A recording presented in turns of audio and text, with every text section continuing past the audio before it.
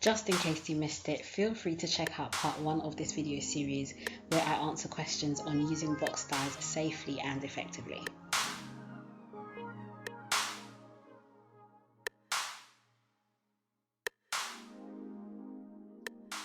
Shampoos with sulfates are going to strip your hair colour a lot faster than sulfate-free shampoos. There are also some shampoos and ranges out there that are specifically catered to colour treated hair. So it's up to you, just have a look around, see what you like the look of, see what brands you use for your hair that usually work. But definitely, even if you don't necessarily go for a shampoo for colour treated hair, if you choose a decent sulfate free shampoo, that will help you a lot to maintain your colour. Secondly, washing your hair with warm to cool to lukewarm water. To be honest, if your hair is dyed, the colder your hair, water temperature is, the better. Warm air, warm water, those things tend to make your body, your hair cuticle, your follicles on your skin open. So if you use really hot water, well, number one, really hot water is really harsh on your hair. That's the first thing. Secondly, warm water has a way of making your cuticle open. Now, the cuticle is the outer barrier of your hair, and when it's open, basically it's easier for the hair colour to come out, if that makes sense. And what you want to do is lock the hair colour in. Cool water or lukewarm water, but especially at the very end of your wash, if you use cool water, that will definitely help to lock the hair colour into your hair and basically help to preserve your colour for a lot longer. Thirdly, I'm going to mention protein treatments and protein moisture balance. Basically, when you dye your hair, you're stripping protein out of your hair. So you're going to have to be prepared to start to use more products that include protein in. There are 2 products that I'm gonna recommend.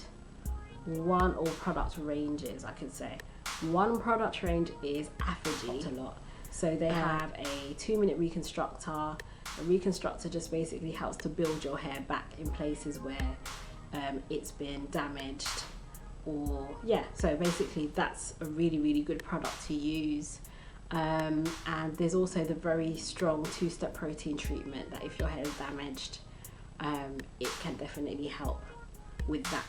Now, when you dye your hair isn't necessarily damaged, but it's not in the same condition that it was when it was 100% healthy. So you have to recognize you have affected the health of your hair somewhat by dyeing it. And so to maintain the health, you need to make sure that you use some kind of protein treatment on a regular basis to restore the health of your hair. You don't want to go overboard with protein, so you do want to make sure that you use some moisture-based conditioning treatments as well. So you need to balance them out, but definitely you need more protein in your conditioning and deep conditioning. Another product that I've personally found that works amazingly well and has helped me a lot when dyeing my hair is roux porosity control. I'm going to put a picture in the video right here so you can see what it looks like. A kind of conditioning treatment that helps to restore the protein balance in your hair and also helps to restore the pH balance of your hair. Now, the pH balance of your hair is supposed to be somewhere between, I believe, 4.5 to 5.5. And what happens is basically when you dye your hair, the pH balance of your hair can get thrown off. There are multiple things that can do that, but hair dyeing is one of those things. So what roux porosity control helps to do is basically helps to bring your hair back into the normal range of pH that it's supposed to be. And it basically conditions and softens your hair. There's multiple ways that you can use roux porosity control. One way is you can just use it before dyeing your hair to just make sure that your hair is all balanced out, and it helps to make sure that your hair dye job actually turns out a lot more evenly than it would otherwise. The second way that you can use it is after dyeing your hair. You can actually, after rinsing the hair dye out of your hair, you can actually put the roux porosity control conditioner on your hair for a while, let it sit, and it just brings the pH of your hair back to normal. it helps to close the cuticle, because basically when your pH balance is in the right place, then the cuticles will close. So for me personally, Reproductive Control is an amazing product. It can be a little bit pricey, but it's totally worth the money. Totally. Deep conditioning is a very important thing. Even if once you've dyed your hair, you need to deep condition, and I can't stress this enough. Even if you already deep condition, you have to be prepared that you might have to deep condition your hair for longer. You might have to start deep conditioning with heat if you haven't done so before. You really have to give your hair a lot of love with deep conditioning once you've dyed your hair, and you have to be prepared to make sure that you do that with a protein-based conditioner, or at least something that's at least a light to medium protein conditioner on a regular basis. You can definitely look up online and see if see what deep conditioners are protein based and what are moisture based. What I will say though is, whether you go to a hair shop, a drugstore, or a supermarket, doesn't really matter. Personally, I don't think it really matters what brand you use, but what you do want to look out for is, you need to look out for conditioners that say for dry and damaged hair, or for color treated hair. Even if it doesn't say color treated, if it says it's for dry and damaged hair, most likely it's a protein based conditioner, and it will be able to help to restore the protein. What I did want to say is, if you have previously dyed your hair black, this is going to have a completely different effect on your hair. Like, if you've dyed your hair black and then you decided that you want to go blonde or something, you're gonna have to use some kind of hair stripper or color remover on your hair before going to that color, because you will put like the blonde color in your hair and it will turn out a completely different color to what you wanted. So just be aware that previous dye jobs are gonna affect what your hair turned out to be in future.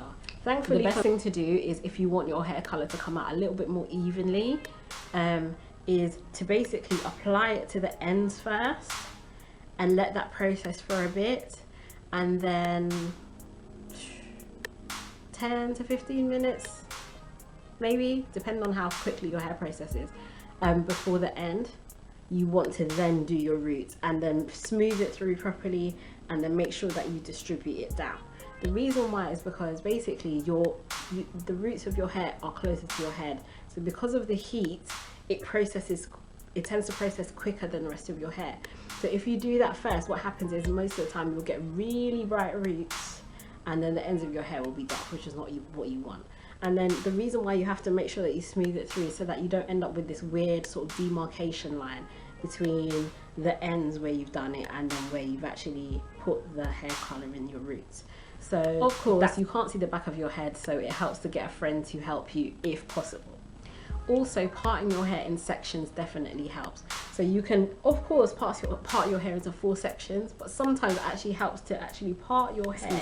You can part your hair individually into sections before you start dyeing, so that when you're ready to start dyeing your hair, you can just literally take a section, smooth the hair color through, go to the next section, smooth it through. Like, it will just help you to move a lot more quickly. Of course, it depends on how long your hair is and, you know, like how thick your hair is, but for me personally, that really helps a lot. Anyway, so thank you so much for watching. To that lovely subby that decided to get in touch with me, thank you for getting in touch.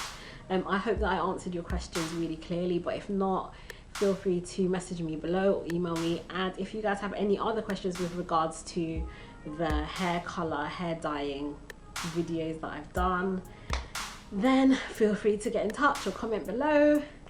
And as always, if you haven't subscribed and you'd like to see more videos from me like this, then feel free to give this a thumbs up and subscribe for more videos.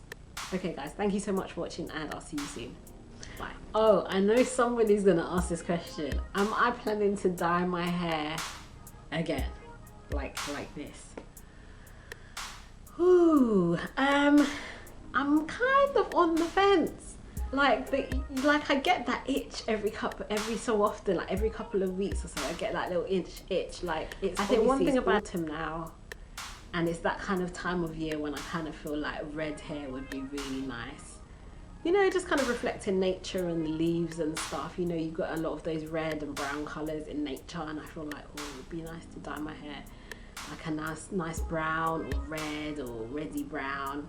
And I was thinking about maybe trying out the Shea Moisture hair colour system, just to see how it would turn out, because yeah, I don't really want to damage my hair now. I'm kind of used to having my little curls now, and I quite like them, and I don't want to ruin them. But then another part of me feels like I have really enjoyed having my black hair back, and I don't know if I want to change it. I just feel like I really like this colour now. I haven't had this colour for such a long time, so I don't know, we'll see, guys. Honestly, at some point I probably will dye it again. It's just knowing me. But for now, I am actually really liking the black. So